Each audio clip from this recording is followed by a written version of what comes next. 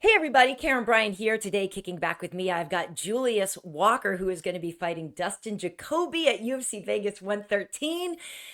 So it's not your original opponent, Julius, but it's a pretty solid matchup. Yeah, definitely. I'm excited for the opportunity. A guy that's an OG of the game.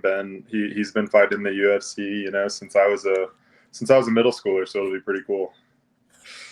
Wait, Julius, how old are you?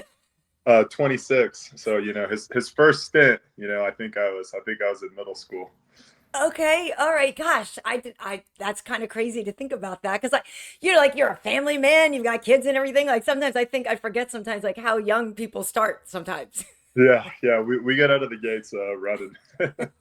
So when you do look at Justin, I always laugh at his name. Like he's got one of those names where you could be like Dustin Jacoby or Justin Jacoby. Like, but when you look at your opponent here, Dustin Jacoby, what do you see as the biggest threat that you have to look out for? DJ's got 14 KOs and 12 of those are in the first round. So he's a really precise striker. He's technical. He's good in the clinch. He's a veteran of the game, so he'll be real solid everywhere. But I think his biggest weapon is putting guys away in the first round when they get a little overextended trying to chase him. Well, he is coming in off of two knockout wins. So, what have you seen in those last two performances of his that you think you can maybe exploit in terms of holes or opportunities for yourself? Yeah, I think that I'm the younger fighter. Obviously, I don't think I know I'm the younger fighter. And I think I'm a little bit more athletic at this stage in our careers. I might be a little bit more explosive. I think I've got a little bit of a grappling advantage. So I think it's pretty obviously a grappler versus striker matchup. But I think I've just got to stay smart and stay technical and make sure I impose my will. So you are coming off of the win over Cerqueira, so you have some Mhm. momentum going into this one as well. What do you think was your own personal biggest takeaway from that last win? Yeah, I think in my last fight, I kind of put myself under a lot of pressure. I expected that I needed to do something spectacular, and I think before we fight, every time the UFC matchmakers will kind of pull you off to the side after weigh-ins, and they tell all of us. I'm sure you've heard this. They're like, "Hey guys, you do what you do. Like, don't try to do anything crazy. Just do what got you here, and things will go well for you. Go out there, fight your hardest, and do what got you to the UFC. So you're all here because you're the best fighters in the world. So just be yourself. And I think going into this fight, I don't feel as much pressure on me. I feel like I've got everything to gain from this one, and I feel like I can just go in there, be free, and be myself. Very nice. Well, obviously for you, your introduction to the UFC was on 10 days notice and like, oh, I'm sorry, let me just come in and fight Alonzo Menifield off of 10 Yeah, days notice. So yeah. it didn't go your way, but I mean, what a thing to do to show up and because didn't you think maybe you were going to come to the UFC a different way, maybe like go through contender and take the slow way up and instead you just get the call to fight Alonzo? Yeah, so if you had asked me going into last year what my goals were for 2025, it was to make my UFC debut by the end of the year, to get on Contender Series in the fall, that sort of thing. You know what I mean? I was coming into the year, I was 6-0, but I didn't think that I would just get signed in February. I thought I'd have to win a couple more fights on the regional scene, win a Contender Series fight, but that opportunity came up, and I wasn't going to say no. And it was a huge blessing. I was able to truly become a full time fighter in the last year, and it's been huge for me. I've developed a ton. It's crazy to me that I got into the UFC where I was at a year ago. You know what I mean? With the Mhm. amount of experience I had, I was less than 2 years as a pro, and I feel like I got the opportunity to be one of those guys that here in a few years they'll say that I kind of grew up in the UFC, and I think that's really cool. So I think out of all the jobs in the world to learn on the job, this has got to be one of the coolest ones. It is one of the coolest, also one of the most dangerous though, Julius. Yeah, yeah. I'm Keep not those flying hands up. planes. Keep the hands up. Yeah, no, it really is something special. And like you said, you kind of were able to kind of jump ahead, get right into deep water there. So now it is your third fight. So, like you just said, you feel a little more comfortable with everything now. You've got that one win in your pocket. So, yeah, going into your third fight, how do you think you have leveled up already just in the short time that you've been here? Yeah, I think that. just the experience that I've had in the last year between being able to train with some higher level fighters, being able to travel and take advantage of the PI, being able to focus more on my strength and conditioning, not have to take any breaks there. Being able to have like the supplement protocol that the UFC sends us, being able to go through this fight camp and have my food sent to my front door. That all that stuff is stuff that as a regional fighter, when you're coming up, it's you don't have that. Obviously, my wonderful wife was able to take care of me and Yeah.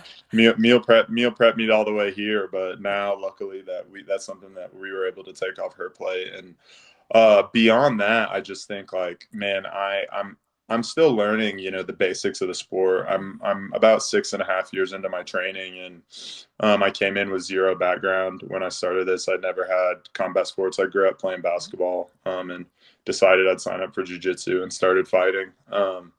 And I just feel like overall I've leveled up. I've really started to learn, like, I think the basics. And I think I was a guy that was really, really athletic, and that's kind of what got me here. But now I'm trying to learn how to fight, and I think I'm starting to do that a little bit. You absolutely are. And yeah, I was going to say, shout out to the missus. I didn't want to assume that she was the one doing your meal prep, but I'm sure she's relieved to not have that responsibility for you. So, you just Definitely. kind of started mentioning it a little bit, but I am curious with fighters when they sort of about fighters' messages and their mantras, right? Like, so when did you already said you're an athletic person, and I want to get into the basketball in a second, but you're an athletic guy, but when did you get the call that, hey, wait a minute, I actually could maybe be a fighter? This is a different thing. And then with that in mind, like, do you have a mantra that you use going forward as you go in your fight career? Yeah, so I think like for me, my basketball career ended a little bit abruptly. I found out Mm. my first daughter was on the way. I was kind of being a little bit of a hooligan. So my college basketball, yeah, my college basketball career ended a little bit faster than I thought it Yeah. would. And I kind of found jujitsu as like a new competitive outlet. And then naturally I got into MMA because the gym I was at it's still the gym I'm at to this day, Team Fusion. Uh-huh. Is a jujitsu and MMA gym. So I started getting into both things. After I had my first amateur fight, like I think about 4.5 months into my training, I jumped in pretty quickly and I really enjoyed it. And I'd say over the next few years, it was definitely a competitive outlet. And I set goals like, oh, I want to become a pro fighter one day. And then eventually I got to the point where I was comfortable enough to say, oh, I want to make it to the UFC. And Mm-hmm. I started my pro career, and things took off pretty fast. Like my fourth pro fight, I fought an Ultimate Fighter veteran, and was able to win that fight by finish. And then it was kind of like, oh man, I think I might actually be able to make to the UFC. And throughout the way, I've kind of came to the realization that like the goals that you set, you're kind of setting a ceiling for yourself. So I needed to accept the fact that like if I just say my goal is to make to the UFC, that's probably about what I'm going to do. And the majority of guys never really. Most guys that make to the UFC have like 3 or 4 fights and Mm-hmm. end up losing. Aren't able to stick around. And I kind of changed my mindset to be like, what, the goal wasn't ever to just make it to the UFC. It was to make to the UFC and be the best, become the best fighter in the world. And you do that through small incremental gains on a day by day basis. And that's kind of how I've started to really approach it over the last year. And it's really put things in perspective. It takes a little bit of the pressure off every individual fight because at the end of the day, once again, my goal in this life, in this sport, and what I'm doing isn't necessarily to beat Dustin Jacoby. Mm-hmm. You know what I mean? That's a part of it, but my goal is to be the best fighter in the world. So I just gotta keep on with the process, stay Yeah. getting better each day, and keep trucking along. Nice. So it's kind of a 1% better each day mindset. Yeah. Exactly. Nice. Nice. I love it. Well, we did mention the fact that you are a former basketball player at Drury Hmm. University. And I am curious, Julius, if you were to put together a starting lineup of UFC fighters who can actually ball, who would Yeah. be on your team? Because I'm assuming you were probably a forward or a center. Yeah. I Yeah. played I played all over, but I definitely by the time I was in college, I played forward. I've thought about this one a lot. We've got a whole team going. I think DC can be the coach. Okay. I can't decide if he's more of a coach or a general manager role, but Yeah. I think I maybe will say maybe I he can did do both. I think he's a GM. I did coach. I played basketball all my life too, and I coached my daughter's middle school team for a while. I was assistant coach for them for a while, so I'm pretty good with a clipboard myself, Julius. So I'll work with DC if he's your coach or captain. There we go. There we go. So that makes things easier. You Yeah, know, I've been needing we need the coaching and we need coaching and executives for our squad. But as far as the player personnel goes, I think we got, you know, I've got CLD Christian Leroy Duncan at point got it. guard. I heard he told me that he can play basketball. He was on Yeah, the same card as me last time. right. Phil Rao, I know he's a former Mm-hmm. basketball game MVP, so he's a starter on the squad. Obviously I'm in there, you know, Of course. starting for the team, you know, who duh. Duh. They've got we've also got we're gonna bring in Cyril Gahn. I was just gonna say you You got to got get to. Cyril in there. Dude, I seen that video of him dunking it and I was sold. And then I'm gonna throw in, you know, there's a few other guys that we can throw in there. Mm-hmm. And I think the one that I'm gonna go with for now to start is gonna be Austin Lane because he played in the NFL and he's pretty tall. Nice, nice. But then the other ones, you know, there's a few guys that are coming off the bench. There's AJ Fry. I know he played in college Uh too. There's a huh. new guy. He's another new guy. And Walt WCA. There we I'm putting go. Waldo on the team. And Derek Lewis for the vibes. There you go. There you go. All right. Well, because I think that's a pretty solid team. You got a couple of guys on the bench here, but I feel like I'm a little curious, Julius. Who is the best ball handler on the team though? Because I feel like you got a lot of tall guys here and we got a lot of forwards. Like I don't know who our point guard is in this situation. CLD told me he's a point guard. Oh, is he? Okay, That's what okay. he said. That's what Okay. he said on the. I saw him. I saw like he fought right after me. I think my Yeah. last fight, and he said, "Yeah, I'll be your point guard." I was like, "Boom, there we go." Boom. There we go. Okay, because that was the only thing that made me a little hesitant. Yeah. But yeah, CLD for sure, for sure. I love it. I love it. I think that's great. Well, listen, Julius, and I had one last question. Hmm. Um, is any part of your family Jamaican at all? My mom's maiden name is also Walker, and I was like, Julius is a little light skinned and this and that. I was like, No, okay, so I'm mixed. well, My dad is from Liberia, West Africa. okay, okay. Like he came over here for when he was in college.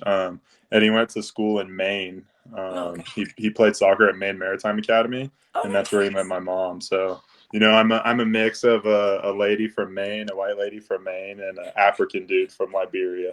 Nice. I I got I love it. got both. I got both sides coming at you. You know what I I love mean? it. I love it. I love it. Well, yeah, I'm a mix of a few different things too, and yeah, it's fun. I'm from New England, so I can relate to the whole thing about Maine. And you're like you were lived in Connecticut a bit too, is that right? Yeah. She was so my I was born in New Haven. My mom Mhm. was finishing up her master's, Oh, and then okay. like pretty much immediately we moved to North Carolina, and then Mhm. she got her doctorate when I was like 6, and we I've lived in Springfield, Missouri since. Nice, nice. Did she go to Yale? No, she was at where was it? It's like Southern Connecticut State or Oh, okay. something. Okay. Nice. Yeah, Yeah, no, like I said, being from Massachusetts, like, whenever I meet like another New Englander or something, I got to vibe out a little bit. Go Patriots. I don't know who you're rooting for. man. In this Super Bowl, I don't even know if I can root for anybody. I'm a Chiefs fan out here in Springfield, Missouri. Ooh, So sorry. yeah, well, hey, you know Rough year. it Rough. was a rough year, but you Yeah. know we've been on top for a little bit now, Right, so right, I right. Well, can't that's why complain too everybody much. hates the Patriots because they're like, God damn it, they're back. And I'm like, yeah, baby, we're back. Yeah, yeah, yeah. You know, you got they had an easy road this year. Oh, They okay. did, they Yeah, did. okay. The Okay. worst. Okay. Here's the thing: worst division in football. Okay, yeah, maybe facts, but Injured quarterback I in the know the conference Denver thing. I was championship. like, I don't want to celebrate that, but I was like, I'll take it, man. I'll take it. At any rate, it's a good time to be a sports fan. You're going to be in Always. action in a couple weeks against Dustin Jacoby. So, listen. Last thing, I lied before. Last thing is why are you called Juice Box again? My college coach, my freshman year, I was a baby face. I couldn't grow Mhm. any facial hair yet, and I had a tiny little baby fro. And he said I look like a young OJ. Oh, okay, okay, all right. So then you juice box. I get it. I get it. Orange Exactly. juice, orange juice. All right, I love it. I love it. Good Yeah. stuff. Yeah. The reference maybe now feels a little different, but No, I know it's funny, but my coach was obviously an old guy. You know yeah, what I yeah, mean? And he was like, dude, the juice was the man back when I was young, and I was right. like, All right. Yeah, yeah. All right. Well, listen, Julius, it's been really great getting to talk with you, and I'm looking forward to seeing you in action. Your third fight in the UFC, looking for your second win in a row against Dustin. So best of luck out there, and thanks for kicking back with me today. Much appreciated. It was an honor. All right, cool. I'll see you soon. Yep. See ya.